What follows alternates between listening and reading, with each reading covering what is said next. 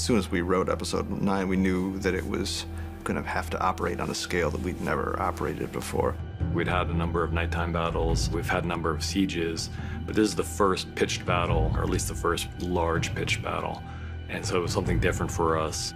All of it is action with almost no dialogue and lots of horses and many extras and a giant. The amount of supporting artists and the size of the crew, how many cameras they've got going, the magnitude of all the sets and everything, it's unbelievable. It was hard. It was a long, long slog. Luckily, we got Miguel Sapochnik back, who was our maestro from Hard Home in season 5. That was basically a massacre. This is a battle. This is the story of a battle. We've never done that before. They really wanted to kind of get into the mindset of what it would be like to be in a battle like that. It was fluid all the way through. It morphed, it changed. But the most important thing all the way through is it can't just be a battle. If it's just a battle, the audience don't have stakes in it. You have to be following someone, and we decide to follow John. Ramsey's weapon all the way through is antagonizing people, drawing them into a trap, and John completely falls for it. He doesn't account for Ramsey's gifts at psychological manipulation, which Sansa warns him about. He's kind of thought, this guy is going to do something stupid and honourable because he's not going to be able to control himself, so I'll shoot his brother with a bow and arrow. There's no way he can't gallop towards his brother, who is being shot at with arrows, and try and save him, so he falls into that trap. But he's waited until Jon Snow is within Archer's range so that they can start shooting him immediately. He's seen his brother be killed, so he falls into the next trap of galloping towards Ramsey. Every step of the way does exactly what he wants him to do.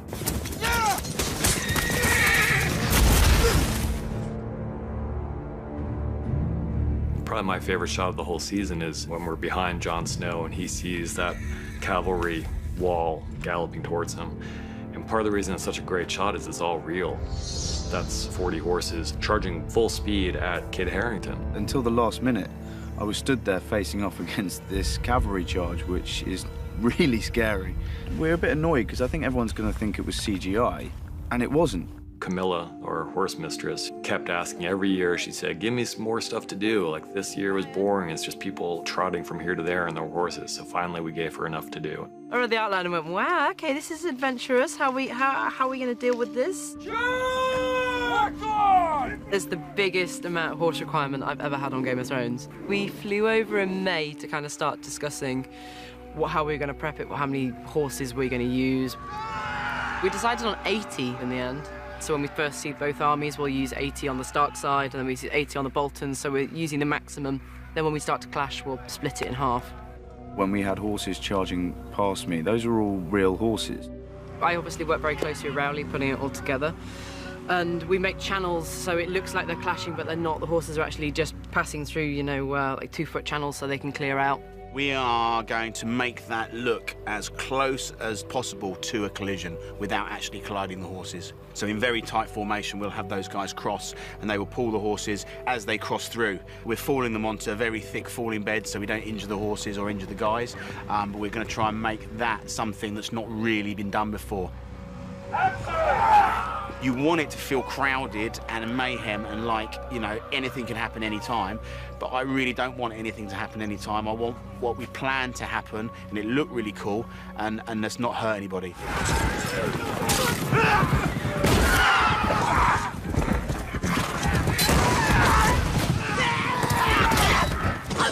To get across the field and follow the horses at the speed at which they're moving, and horses move really, really fast, you need a special rig, and the Russian arm is just such a fun machine to work with, and it gives you such dynamic shots. It's basically a camera tracking vehicle. It's a remote control arm that sits on a Land Rover in our case. Throughout the Battle of the Bastards, we had a number of tracking vehicles, one of which was the Vampire Bat with the Russian arm on it, on a muddy, slippery field over about 500 or 600 yards with very fast horses. That was the vehicle to chase them properly and get the results we wanted. They worked very well. The results were amazing. Go! Go! Follow your commander! You've got two giant armies that are opposing one another. You know you're not going to have more than a few hundred extras on one side or the other, so you've got a lot of crowd replication. We had a lot of cavalry, a lot of infantry. 1-1, the giant is involved. Most of it would be photographed, but it also needed a lot of digital enhancement. You've got things happening that you can't shoot in any real way. You've got a giant punching out a horse. We shoot horses falling and charging toward one another that we can use as elements, but we start to get into complex areas that we haven't really broken ground with on the series before, where it is fun and exciting, but also very challenging. No!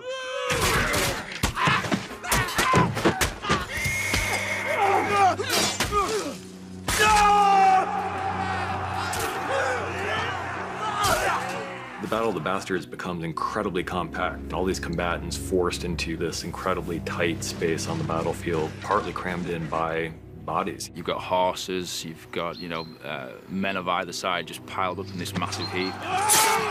The body pile was absolutely enormous in terms of its scale and ambition. All of those prop bodies had to be dressed in the appropriate uniforms. We had to have the shields and the flags. You then need to dress the horses in their saddlery. You need to make sure that the correct sigil is on the horse. Even though I know that all of these bodies are fake, it was deeply moving. It's pretty grim. It's very brutal, actually, to look at. I've never seen that before, ever. It comes from reading real accounts of these various battles, both medieval and even more modern ones. You read accounts of battles in the Civil War where the bodies were piled so thick it actually became an obstruction on the battlefield. I think what I was finding throughout filming this was moments of giving up. And the first moment we found that was when the crush starts happening and he just stops for a moment. And then he tries to fight his way back and he gets pushed over, he gets trampled. John is almost literally buried alive beneath the bodies. He was being almost killed by his own men, not on purpose, but just in this wave of fear that kind of overcomes everyone as they try to get out of the way of this incoming wall of shields. And then something drives him to fight up. And that moment where it comes up and he gasps for breath, he's reborn again in a way.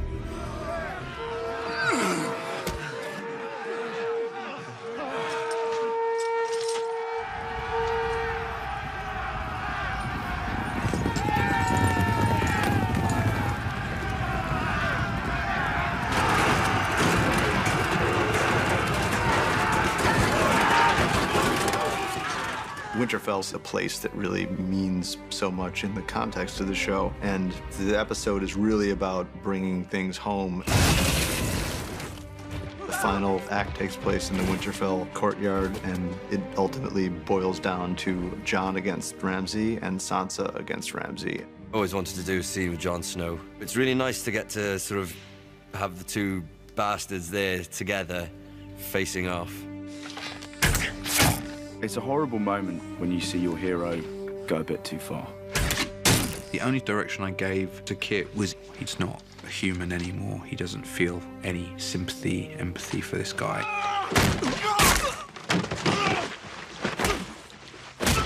We actually spent an entire day, 10 hours, with Kit on top of Ewan, beating him. And I just shot it from every single angle I possibly could. And what we wanted to try and get with that was that he's just kneading bread. He's just flattening this person's face, and that's what's changed in Jon for me. A monster has risen in him a bit, which I think should be unsettling for the viewers. There's nothing he wants more than to beat Ramsay to death with his own fists, and then he sees his sister. I think Jon then realizes, as he's about to kill him, he's on the verge of death. He realizes this is your fight, this is your guy to kill, because he understands what she's been through. Where is he? It's a very justified ending so that Sansa has the power in the end. Your house will disappear. Your name will disappear. All memory of you will disappear. It's such a strong moment for her because all her life she's been affected by these men who have just done such terrible things to her. It's nice to get to do a final scene with Sophie after last season. And this is the first moment that you actually hear her say, "This won't affect me and I'm stronger than that." It's my favorite scene. Her walk away, that final shot, was so crucial, and just to get that little hint of a smile just right, I think we ended up making poor Sophie do it, 12 or 13 times in the middle of the night. It's not a big smile, it's just a little hint of a smile. Sophie doesn't say very much, but I think it may be my favorite thing that she's ever done on this show.